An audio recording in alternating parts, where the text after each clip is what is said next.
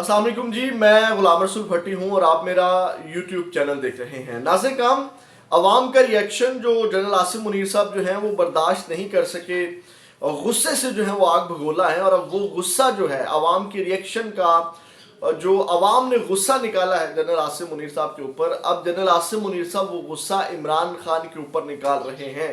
क्या तब्दीली आई है, मतलब क्या सख्तियां की गई हैं इमरान खान के हवाले से, ये मैं अभी इस वीडियो में आपके सामने रखता हूं कि रातों रात जो अवाम ने गुस्सा निकाला है, अवाम ने रिएक्ट किया है, अब उसका गुस्सा इमरान खान के ऊपर निकाला जा रहा है। आपको जैसे कि आपको सबको पता है कि ट्विटर भरा पड़ा है, यानी कि यूं कह लें कि कोई ऐसा शख्स नहीं है जिसने army chief general Asim Munir के खिलाफ ट्वीट ना की हो या ये ना बताया हो कि हु आर यू।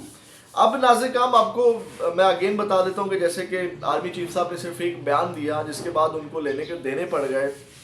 उन्होंने कहा चाहे वो माँ हो, बेटी हो या बीवी, इस्लाम ने औरत को इज्जत दी है, फिर तुम कौन होते हो वो इज्जत छीनने वाले? Who are you? तुम्हें ये इख्तियार किसने दिया? कोई इसे छीन नहीं सकता।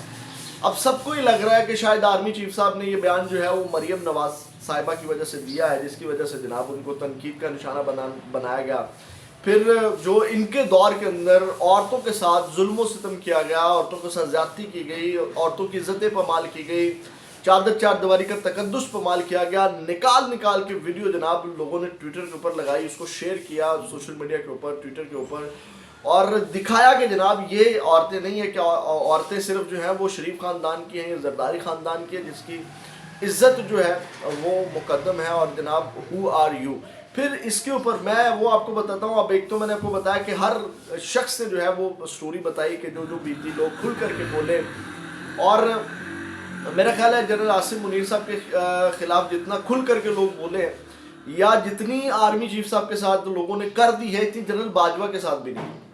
मतलब जितनी आर्मी चीफ साहब के साथ होगी, और अभी इनकी मुद्दत 3 साल है, बाजवा साहब के साथ तो एंड पे हुई और बड़ी थोड़ी सी हुई, मामूली सी। उनके ऊपर सिर्फ यही कहा गया कि जनाब ये कुछ उनको गद्दार कहा गया और कुछ जनाब मेरी कुछ इस तरह की बातें की गई। कोई इतना ज़्यादा उनको जो है वो नहीं तनकीद का निशाना बनाया गया, क्योंकि उनके दौर में जो है वो रजीम चेंज हुआ था, गवर्नमेंट गिरी थी, लेकिन जो जुल्म सितम की दास्तान चली वो जनरल आसिम मुनीर साहब के दौर में चली।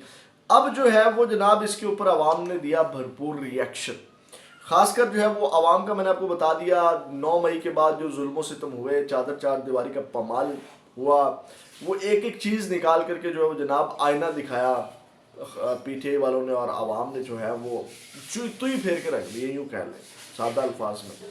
फिर जो है कासिम सूरी साहब, आपको पता है कि बाहर हैं, उन्होंने जो है वो एक एहतजाज के अंदर कहा कि हु आर यू? हम तुम्हें बताते हैं हु आर यू।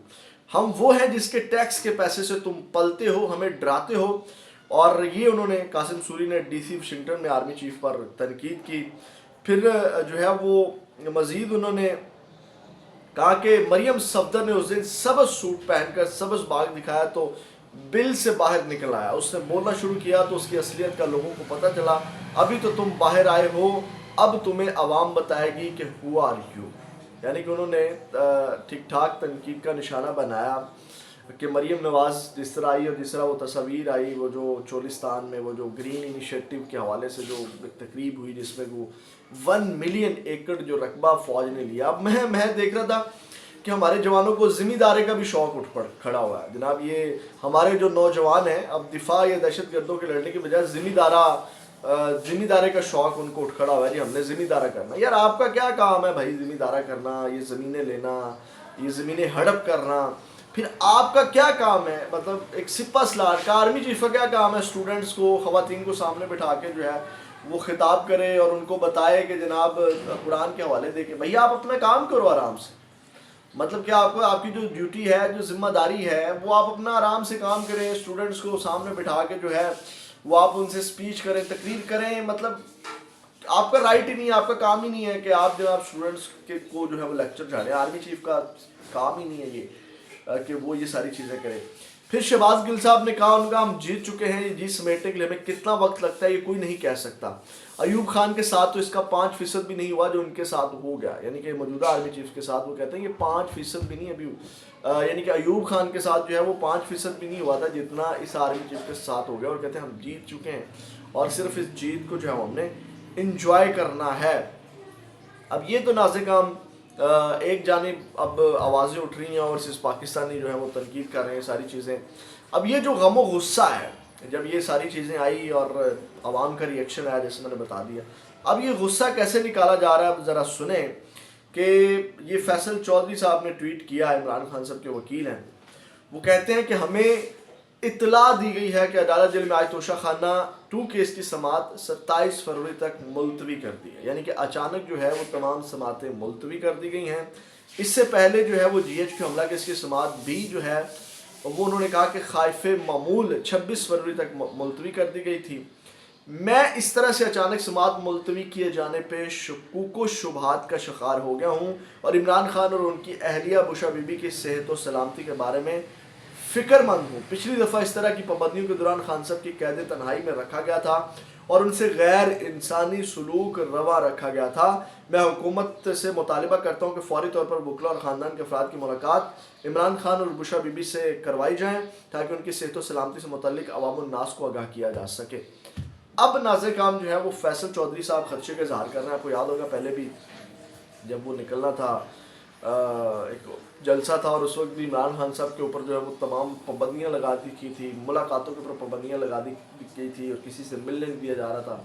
ان دنوں میں جو ہے وہ عمران خان صاحب کے اوپر جیل کے اندر سختیاں کی گئی تھی. یعنی کہ وہ جو سردی کو ڈھانپنے کے لیے شیڈ لگا ہوا ہوتا ہے وہ شیڈ ان کی توڑ دی گئی تھی اور ان کو جو ہے وہ سردیوں کے حوالے سے اس سے پہلے آپ کو پتا ہے کہ جس طرح گرمیوں میں رکھا گیا. اب وہ کہتے ہیں دوبارہ ہمیں خدشہ ہے, یعنی کہ ان کو ٹارچر کیا جائے گا, تشدد کیا جائے گا, غیر انسانی سلوک کیا جائے گا, ان کو کھانا نہیں ٹھیک سے دیا جائے گا.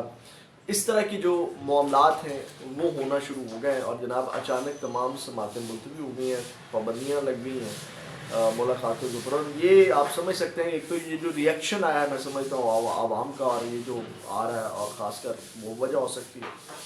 پھر جو ہے وہ اس کے بعد جو ہے وہ آپ کو پتہ ہے کہ ابھی خادشات بھی آئے ہیں, خادشات بھی لکھے گئے ہیں. اور پھر جو ہے وہ آپ کو پتہ ہے کہ ابھی حال ہی میں جو تصاویر آئی ہیں یہ ساری چیزیں اور عوام لنک کر رہے ہیں کہ جناب ان کی جانب سے بھی انسٹرکشنز ہیں خاص کر کے جناب یہ معاملات کیے جائیں. یہ اچانک سے ہوا کہ تمام کیس جو ہیں وہ ملتوی کر دیے گئے. تو یہ نازکام انفارچونیٹ ہمارے ملک کے ساتھ یا ہمارے ملک کے اندر جو ہے ہو رہا ہے. آپ اب بھارت کو دیکھیں, انڈیا کو دیکھیں, مودی نے جا کے ٹرمپ سے ملاقاتیں کر لی ہیں. جو جیٹ ہے 35 جو اس وقت کا سب سے ہیوی لڑاکا طیارہ ہے وہ جناب علاج دینے کا اعلان کر دیا امریکہ نے.